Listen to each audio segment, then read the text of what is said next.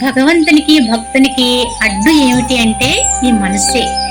ఈ మనస్సును ఎల్లప్పుడూ మనము అనేక విషయాలతో నింపుకుంటూ ఉంటాం. ఈ భౌతిక ప్రపంచం అంతా కూడా ఇది సత్యము నిత్యము అనే నమ్మకంతో ఉండి ఆయా విషయాలతోటే మనసును నింపుకుని ఉంచుకుంటూ ఉంటాం. ఆ విధంగా ఉన్న మనసుతో మనం ఎప్పటికీ కూడా పరమాత్మ యొక్క అనుభవాన్ని పొందలేం.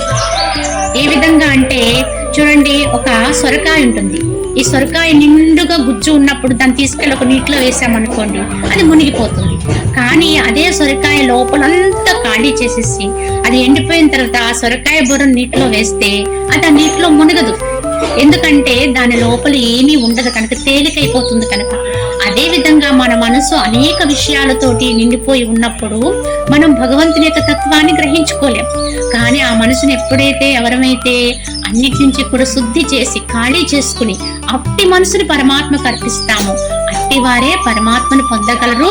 అట్టి వారే ఈ జగత్తులో మునగకుండా ఉండగలుగుతారు. దృశ్య విషయాల్లో మునగకుండా తమను తాము ఎప్పుడు తేల్చుకుంటారు. అంటే అసంగత్వంతో ఉండి దైవానికి దగ్గర అవుతారని అర్థం. హరి ఓం తస్సత్.